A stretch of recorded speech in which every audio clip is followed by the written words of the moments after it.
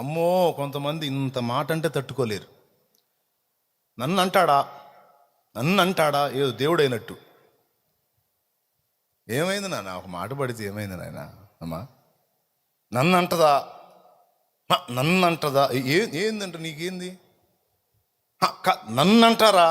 అబ్బో, ఏ అననే, నవ్వనే, అవమానంగా మాట్లాడనే, తృణీకరించనే, కృతజ్ఞతలు చెప్పుకొని మెల్లకుండరా, కళ్ళకుండా మెల్లకుండరా. ఓ టైం ఉంటుంది. నిన్ను అన్నోళ్ళ ముందు నీ తలనెత్తి హెచ్చిస్తాడు దేవుడు. నిన్ను సిగ్గుపరిచిన వారు సిగ్గుపడేటట్లుగా నిన్ను ఉన్నతమైన స్థితిలోకి తీసుకెళ్తాడు ఆయన. అమ్మమ్మమ్మ, కొంతమంది వచ్చి నా దగ్గర ఏం ఏడిసింది ఏడుతుంటారు. నాకు కలిగిన అవమానం అన్నయ్య, మామూలు అవమానం కాదు అన్నయ్య, అసలు అప్పుడైతే చచ్చిపోవాలనిపించింది అన్నయ్య అని ఏడుతూ ఉంటారు. ఎందుకమ్మా? నన్ను అందరూ కలిసి అవమానపరిచారు అన్నయ్య అంట. ఇంత ఫీల్ అవుతున్నావు అంటే నిజంగా నువ్వు పోవటమే కరెక్ట్ అనుకుంటాను నేను. ఇలాంటి సోదరులు ఎందుకు తల్లిని? పిచ్చి మొహమా. రేపటి రోజున దేవుడు నీ తలనెత్తినప్పుడు నువ్వు సంతోషించాలన్నా, దేవుడు నిన్ను హెచ్చించినప్పుడు చూసిన వాళ్ళు సిగ్గుపడాలన్నా ముందు నిన్ను అవమానపరచాలి కదా. పర్వాలేదు, అవమానం పరిచారంటే సాక్ష్యం ఉంది ఇక అంతే భవిష్యత్తులో. స్తోత్రం. ఏంటి లేదా సాక్ష్యం? ఈరోజు నలుగురిలో నిన్ను నవ్వుల పాలుగా మాట్లాడారంటే భవిష్యత్తులో తప్పకుండా సాక్ష్యం ఉంటుంది. నిన్ను పిలిచిన దేవుడు నమ్మదగినవాడు, శోధనలో నిన్ను విడిచిపెట్టిపోడు. ముందు నవ్వనే, నవ్వేవాళ్ళు నవ్వనే, తర్వాత నిన్ను చూసి ఏడవాలిగా. ఫీల్ అవ్వకూడదు. ఓకే, హ్యాపీ, దేవునికి స్తోత్రం. మీరు చేసే అవమానాలని నా యేసయ్య చూస్తున్నాడు. కానీ పంచుకోండి, నవ్వుకోండి, అనుకోండి. ఏమైంది? నాకు తోడై ఉన్నవాడు ఎవరో ఉన్నాడు కదా, నా ప్రభు. ఆయనే న్యాయం తీరుస్తాడు. ఏమైంది? ఘనతను బట్టి పొంగిపోవటం కాదు, తృణీకారాన్ని బట్టి పొంగిపోవటమే దేవుని బిడ్డ లక్షణం. రివర్స్ మంది అంతా ఘనత వచ్చిందంటే కృంగిపోవాలి. వామ్మ ఏంది నాయన, నేను మయంపరచబడుతున్నాను, ఏంది నువ్వు కదా మయంపరచబడాలి. తృణీకారం వస్తేనే పొంగిపోవాలి. ఎందుకంటే తృణీకారం వచ్చింది అంటే దేవుని దగ్గర నుండి సన్మానం లభించింది. ఆడు పర్లేదు అనుకొని నన్ను గురించి ఎన్ని రకాలుగా అనుకున్నారో,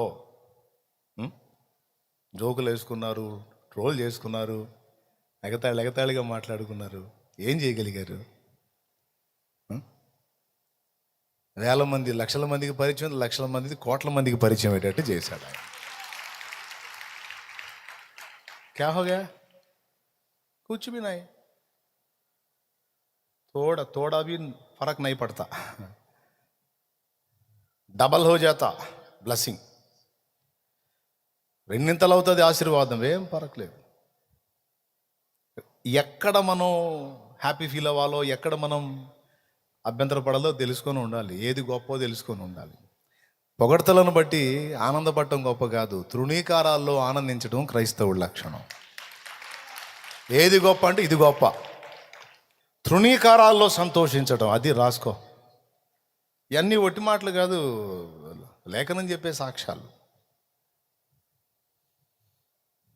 షిమి అనేవాడు ఎగబడి దావీదుని తిడుతుంటే యోవాబు, అభిషేక్ ఇద్దరు మేనల్లుళ్ళు మరియు ఆయన సైన్యాధిపతులు. చచ్చిన కుక్క వంటి వాడు వాడికి బతుకు, వాడు నిన్ను తిట్టే అంత మాత్రపోడా నువ్వు మానో వాడిని చేరబోయి వాడి తల తీసి నీ కాళ్ళ దగ్గర పెడతా అన్నాడు. అన్నదమ్ములు ఇద్దరికి ఆవేశం వచ్చింది. మేనమామ మరియు రాజు. ఆయన తేలిగ్గా మాట్లాడుతుంటే మరి ఇటు బంధుప్రీతి, అటు పక్క రాజును అంటుంటే సైనికుడిగా మరి బాధ కదా. అసలు వాడెంత, వాడి కెపాసిటీ ఎంత, వాడు నిన్నంత మాటలు మాట్లాడతాడా? చచ్చిన కుక్కలంటోడు వాడు. అను, నేను పోయి వాడిని అంతం చేస్తానంటే, సెరూయా కుమారులారా, వానితో మీకేమి, నాతో మీకేమి, యెహోవా దావీదును శపింపుమని వానికి సెలవియ్యని ఎడలా వాడు శపించి బతుకుతాడా? ఒక్క మాట నన్నంటే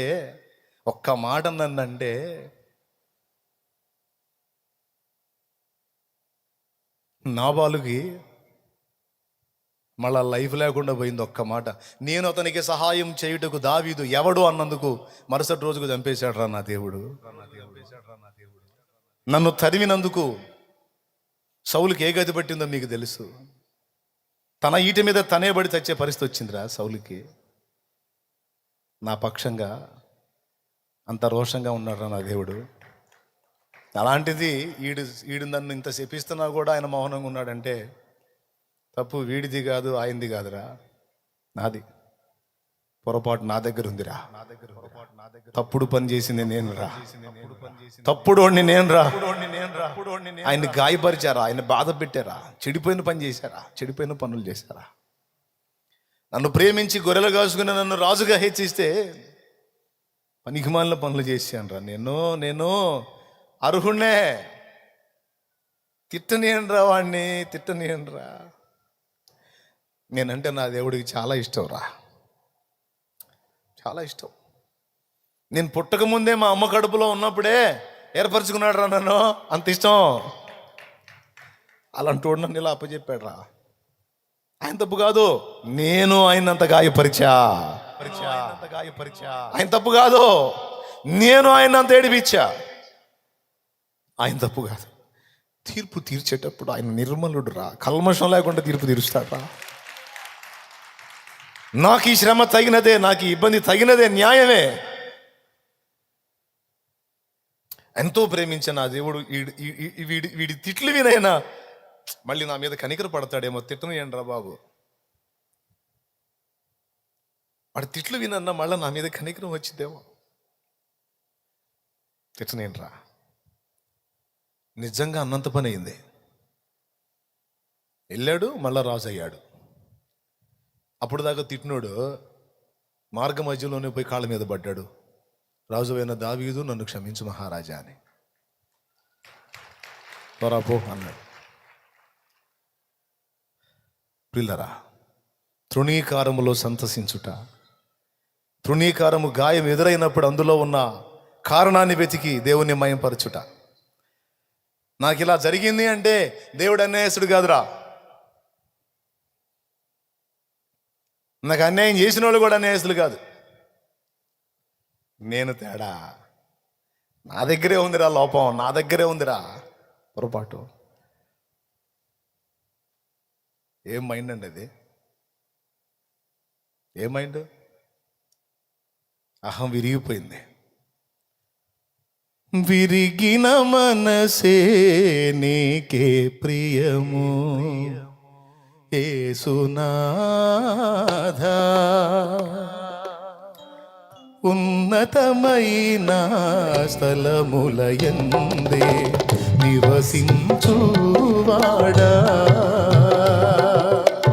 విరిగిన మనసే నీకే ప్రియము యేసునాథా,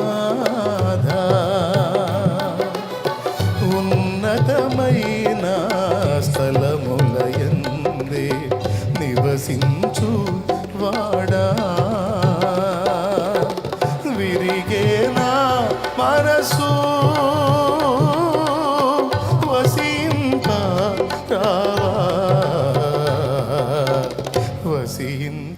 వసింతారావా,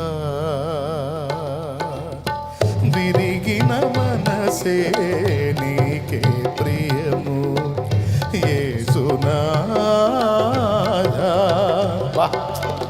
ఏం మీనింగ్ అండి, ఏం మీనింగ్ అండి, ఏం మీనింగ్ అండి.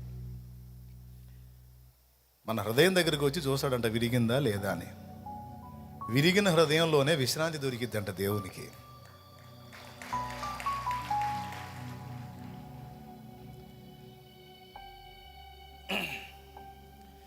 విరుగని దాని విరిగిన దానిని కోరదు లోకం, విరుగని చోని దృష్టిలో శూన్యం. విరిగిపోతేనేమో లోకం ఒప్పుకోదు. ఏదైనా విరగకుండా పటిష్టంగా ఉండాలి. విరక్కపోతేనేమో నువ్వు ఒప్పుకోవు. దేవా, నా మనసు విరిగింది, నా హృదయం నలిగిందిరా, ఇదేగా నీకు కావాలి. విరిగిన మనసే నీకే ప్రియము యేసునాథా, ఉన్నతమైన స్థలములయందే నివసించువాడా, విరిగేనా మనసు వసింప రావా. ఇప్పుడు ఇంతకుముందు నాకు విరగలేదు మనసు, నువ్వు రావటానికి ఇబ్బంది పడ్డావు, ఇప్పుడు ఇరిగిపోయింది.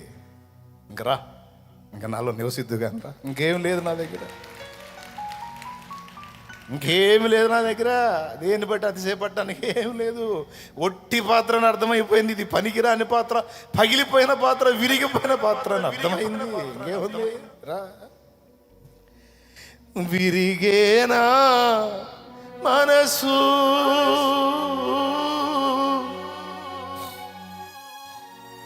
వసింప రావా, వసింప రావా. అదే హృదయ సౌందర్యం. విరిగిన హృదయమే సౌందర్యవంతమైన హృదయం ఆయనకి. తృణీకారాలతో, తిరస్కారాలతో, అవమానాలతో, గాయాలతో నాకు నిమిత్తం లేదు. ఎందుకంటే విరిగిపోయి ఉన్నాను నేను. పొగిడినా ఆనందం లేదు, ఒకటి తిట్టినా నాకు ఇబ్బంది లేదు. స్తోత్రం. ప్రియారా, ఈ మైండ్ రావాలి. ఆ హృదయం ఇష్టం అట ఆయనకి. విరిగిపోయాడు దావీదు. ఆడు తిట్టడం కరెక్టే, తిట్టనేంట్రా నేను తేడా, కానీ ఆడే రైటరే రాడు. ఆడు తిట్టడం కరెక్టే, నేను మంచివాడు కాదు. కాకపోతే ఆ తిక్కలోడికి నేను చేసిన పాపం తెలియదు. నేను సౌల్ని ఇబ్బంది పెట్టాను అనుకున్నాడు. సౌలు కాదు నాది, నా కేసు ఊరియాదిరా నా కేసు. ఆడికి తెలీదు. ఆడికి అది తెలిసి ఉంటే ఇంకా బాగా తిట్టేవాడు.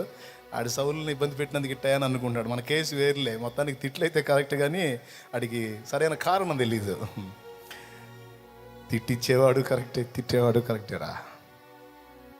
పెట్టులు తినే నేను తేడా. విరిగినోడి మాట అది. అదే విరగనోడు, ఎంత ధైర్యంరా నీకు, ఇడి చెడిపోయి మళ్ళీ నన్ను అంటావా, ఒప్పుకోడు. వెంటనే నోరు మూసేస్తాడు, అని కొట్టేస్తాడు, లేకపోతే ఏదో చేసేస్తాడు. దావీదు అలా కాదు. దేవుని చిత్తానుసారమైన మనసు గలవాడు. విరిగిన హృదయము నీకు ఇష్టమైన బలులో. హల్లెలూయా, గట్టిగా చెప్పు. అది అది అది కావాలి. గాయం అయింది, దెబ్బ తగిలింది అంటే ఎందుకు తగిలింది? దేవుడు తేడా అయి తగిలిందా, లేకపోతే నాకు ఇబ్బంది పెట్టిన వాళ్ళు తేడా అయి ఇబ్బంది ఎదురైందా? కాదు, మనం తేడా. చెప్పండి, ఏమనుకోవాలి? ఎక్కడో నేనేసా, దేవునికి అభ్యంతరకరమైన అడుగు. నేను యుక్తంగా నడుచుకున్నాను అనుకున్నా, దేవుని ముందు తారుమారు చేసేస్తాడు ఆయన. అంతే. ఓకే, ఏది గొప్ప? మాట అంటం కాదు, మాట పడటం గొప్ప. తీసి ఎదుటివాడిని కొట్టడం కాదు, దెబ్బతిని మౌనంగా సహించటం గొప్ప. అది నా యేసులో కనపడింది. ఏం తప్పు చేశాడని అరచేతుల దెబ్బలు, ఏం తప్పు చేశాడని పిడిగుద్దులు, ఏం తప్పు చేశాడని నోటి వెంట రక్తం. ఓకే.